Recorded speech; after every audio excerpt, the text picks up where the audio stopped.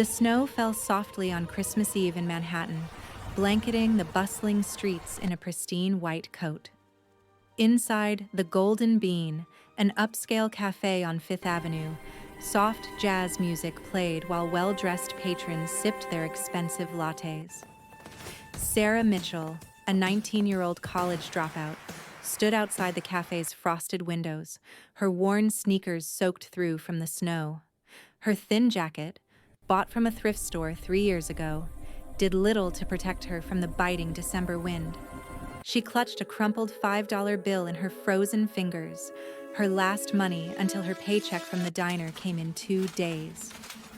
Through the window, she could see the warm glow of the fireplace, the gleaming marble floors, and customers who didn't have to count every penny.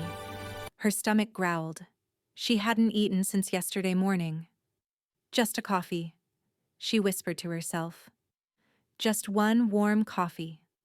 She pushed open the heavy glass door and immediately felt dozens of eyes on her.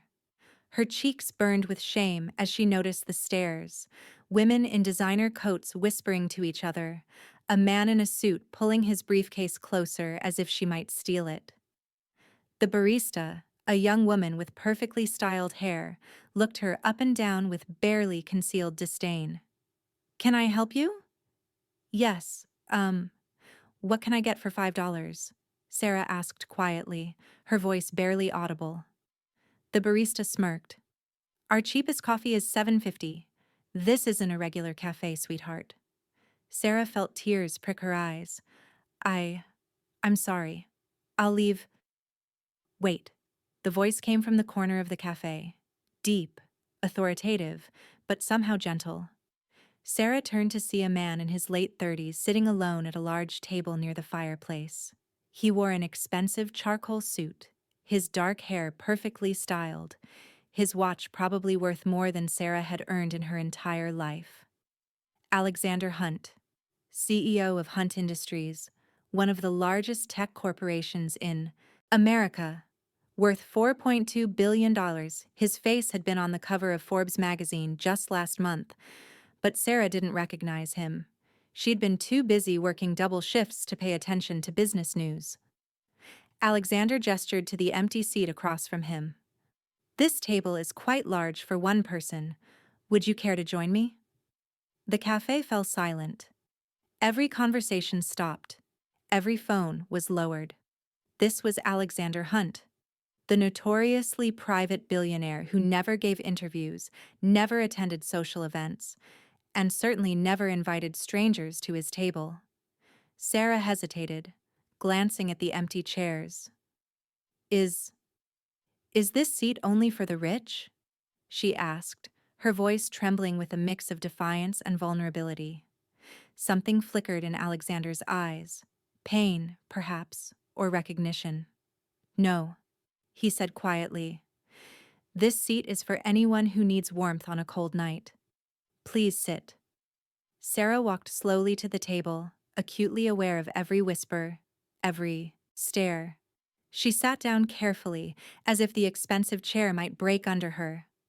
Alexander signaled to the barista, who rushed over immediately, her attitude completely transformed. "Yes, Mr. Hunt? 2 coffees, please, and bring the full Christmas menu, everything on it." "But sir, that's everything," he repeated firmly. The barista scurried away. Sarah stared at the table, unable to meet Alexander's eyes. "You don't have to do this. I don't need charity." "It's not charity," Alexander said. "It's Christmas Eve, and no one should be alone. I'm simply being selfish. I don't want to eat alone tonight." Sarah finally looked up at him. His eyes were kind, but she could see something else there, a deep sadness that expensive suits and luxury watches couldn't hide. "What's your name?" he asked. Sarah Mitchell." "Alexander," he said, extending his hand. She shook it hesitantly, noticing how her rough, work-worn hand looked against his. As plates of food began arriving, warm croissants, gourmet sandwiches, holiday pastries, steaming soup, Sarah couldn't help but stare. It had been so long since she'd seen this much food at once. "Please eat," Alexander said gently. "You're making me nervous just looking at it all." Sarah picked up a croissant, and the moment the buttery pastry touched her tongue, tears streamed down her face. She tried to hide them, but Alexander pretended not to notice, giving her dignity. After a few minutes, when Sarah had eaten enough to stop feeling faint, Alexander asked, "What brings you to this part of the city on Christmas Eve?" Sarah wiped her eyes with the cloth napkin, softer than any towel she owned. "I work at a diner 3 blocks from here. My shift ended an hour ago, but the subway's delayed because of the snow. I was walking to the next station when I saw this cafe and I thought maybe I could afford something warm." "You work on Christmas Eve?" "I work every day," Sarah said simply. "I have to. My mom, she's sick.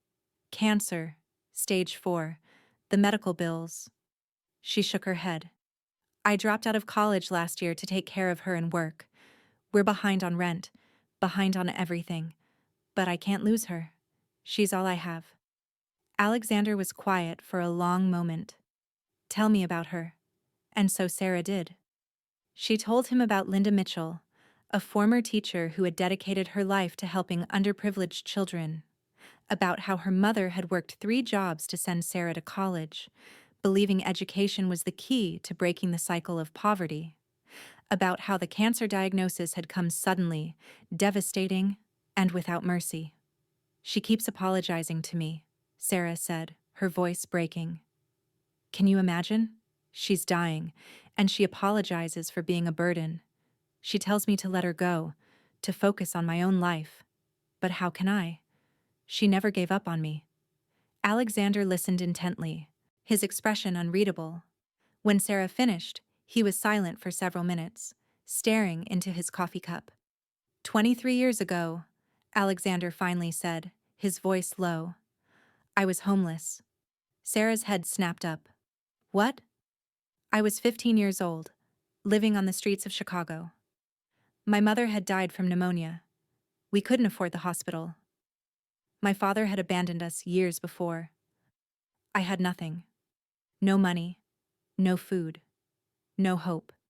He paused, his jaw tightening with old pain. "On Christmas Eve, I was trying to stay warm in an alley behind a restaurant. I was so hungry I was eating from their dumpster. A woman found me there. The restaurant owner. She could have called the police, had me arrested for trespassing. Instead, she brought me inside." Alexander's eyes grew distant, lost in memory. "Her name was Margaret. She fed me, gave me a job washing dishes, let me sleep in the storage room. She didn't just give me food and shelter. She gave me dignity. She made me believe I was worth something. She paid for me to finish high school, helped me get a scholarship to college." "What happened to her?" Sarah asked softly. "She died 10 years ago. Cancer." His voice cracked slightly. "I paid for every treatment, every specialist, every experimental therapy available, but it wasn't enough. I couldn't save her. The woman who saved my life, and I couldn't return the favor." Sarah felt tears rolling down her cheeks again. "I'm so sorry. After she died, I sat in a cafe just like this one, on Christmas Eve, alone. I had all the money in the world, but I couldn't save the person who mattered most. I made a promise to myself that night. I would never forget where I came from. I would never let wealth make me blind to suffering." He looked directly at Sarah. "When you asked if this seat was only for the rich, you reminded me of that promise." Alexander pulled out his phone. "What's your mother's name and which hospital?" Sarah's eyes widened. "Why?" "Because I'm going to make a phone call." "No, please. I didn't tell you this to ask for money. Sarah," Alexander interrupted gently.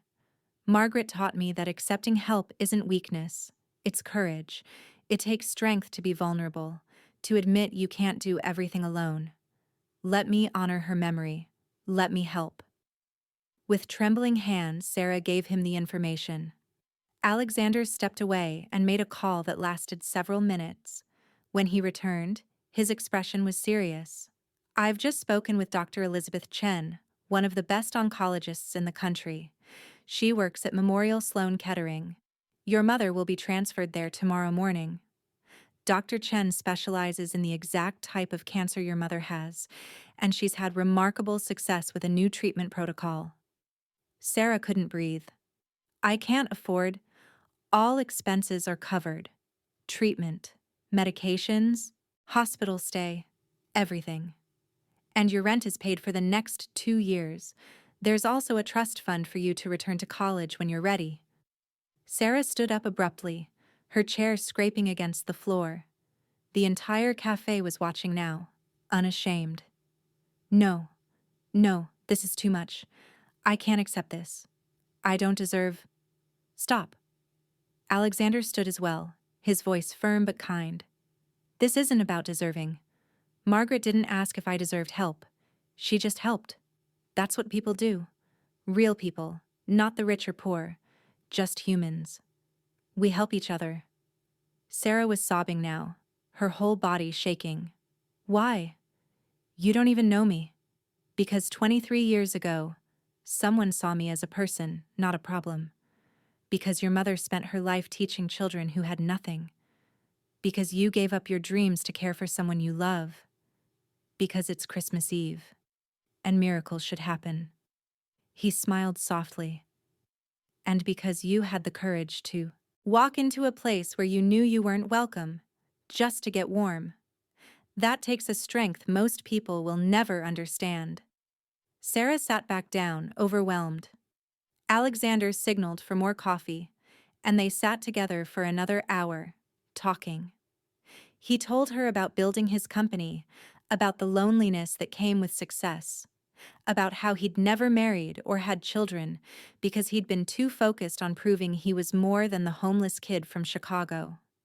Sarah told him about her dreams of becoming a teacher like her mother, about the books she still read late at night when she couldn't sleep, about the small joys she found even in poverty: a beautiful sunset, a stranger's smile, her mother's laugh when she was having a good day. As the evening grew late, Alexander called for his driver. "Let me take you home. You shouldn't be on the subway this late, especially on Christmas Eve." In the limousine, the first time Sarah had ever been in one, she stared out at the city lights, still unable to process what had happened. "Why did you come to that cafe tonight?" she asked. "A man like you could go anywhere." Alexander smiled sadly. "Every Christmas Eve, I go to a different cafe and sit alone. It's my way of remembering, of staying connected to who I was, so I never forget who I am. Most years, nothing special happens. I drink my coffee, I remember Margaret, and I go home." He looked at Sarah. "But tonight, a brave young woman asked me a question that changed everything." The car stopped in front of a rundown apartment building in Queens. Sarah opened the door, then hesitated. "Will I see you again?" "I have a feeling our paths will cross many times, Sarah Mitchell. After all, someone has to make sure you actually go back to college." Sarah smiled, the first genuine smile she'd had in months. "Mr. Hunt?" "Alexander," he corrected. "Alexander. Thank you. Not just for the money or the help. Thank you for seeing me, for making me feel like I matter. You do matter. Never forget that." Sarah ran up the 4 flights of stairs to their apartment, her heart racing. She burst through the door where her mother lay on the couch, too weak to make it to her bedroom. "Mom. Mom, wake up." Linda's eyes opened slowly. "Sarah? What's wrong? You're home so late?" "We're going to a new hospital tomorrow. The best doctors, the best treatment. Everything's going to be okay." Her mother smiled weakly. "Sweetheart, we can't afford. It's taken care of. All of it. Mom, it's a miracle. A real Christmas miracle." As Sarah held her mother and told her everything, Linda cried tears of disbelief and gratitude. "Who is this man? Why would he do this?" Because someone once helped him, Sarah said simply. And now he's passing it on. The lecture hall at Columbia University was packed. Sarah stood at the podium, her graduation gown crisp and new. Her mother, sitting in the front row, healthy, vibrant, cancer-free. In the back of the hall, unnoticed by most, sat Alexander Hunt. He'd received the invitation but hadn't planned to come. Yet here he was, watching the young woman he'd met on Christmas Eve give the valedictorian speech. 3 years ago, Sarah's voice rang out clear and strong, I thought my life was over. I had given up on my dreams, on my future, on hope itself. But on Christmas Eve, a stranger taught me that our circumstances don't define us, that wealth isn't measured in money, but in compassion, that the richest person isn't the one with the most, but the one who gives the most. Her eyes scanned the crowd and found Alexander. She smiled. He taught me that sometimes the seat isn't just for the rich or the poor. Sometimes it's for anyone brave enough to ask, "May I sit here?" And for anyone kind enough to say, "Please, join me." After the ceremony, Sarah found Alexander in the crowd. With her was Linda, who hugged him tightly, thanking him through tears. They talked for a long time about the past 3 years, about Linda's full recovery, about Sarah's plans to teach in underprivileged communities. As Alexander prepared to leave, Sarah stopped him. "I have something for you." She handed him an envelope. Inside was a check, for exactly the amount of a cup of coffee at an upscale café. Attached was a note. "For the coffee I couldn't afford that night. With interest. Thank you for teaching me that asking for help isn't weakness, and that giving help isn't charity. It's just humanity. Merry Christmas, 3 years late. Sarah." Alexander laughed, genuine joy lighting up his face in a way it hadn't in years. "What will you do now?" "Start a foundation," Sarah said confidently, "to help families facing medical debt, to give scholarships to students who had to drop out, to make sure that when someone walks into a place where they don't belong, someone is there to say, 'This seat is for you.'" Alexander pulled out his phone. "Let me make a call. I know some people who'd like to invest in that foundation." Sarah shook her head, smiling. "I know you do.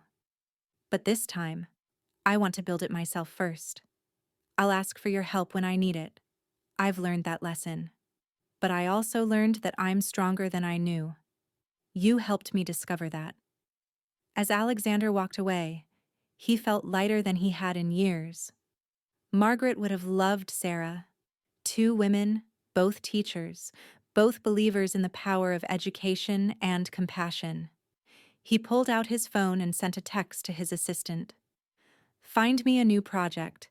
I want to fund scholarships for students who've had to drop out due to family medical crises. Start with $100 million. Call it the Margaret Mitchell Fund." That night, as snow began to fall once again on Manhattan, Alexander sat in a different café, alone at a large table. He waited, as he did every Christmas Eve, hoping that someone might need a seat, a warm meal, a reminder that they mattered. And somewhere across the city, Sarah sat with her mother in their new apartment, modest but comfortable, wrapping gifts for the children at the community center where she now volunteered. On the table was a framed photo, Sarah and a well-dressed man sitting together at a cafe table smiling. The caption read, "The night everything changed. Christmas Eve, 3 years ago." Linda looked at the photo. "Do you ever wonder why he was there that night? Out of all the cafes in New York?" Sarah smiled. "I used to. But now I think, maybe it wasn't about why he was there. Maybe it was about why we both were. Sometimes I think God, or fate, or the universe, puts people exactly where they need to be, exactly when they need to be there." "And what was the lesson?" Linda asked. Sarah thought for a moment. "That a seat at the table isn't about money or status. It's about recognizing our shared humanity, that we all deserve warmth, dignity, and kindness, and that the bravest thing we can do is ask for help, and the noblest thing we can do is give it. Outside, the snow continued to fall, blanketing the city in white. Inside, two women who had survived the impossible celebrated Christmas together, grateful for a stranger's kindness and the reminder that miracles still happen. You just have to be brave enough to ask, "Is this seat only for the rich?" And wait for someone to answer, "No, this seat is for you."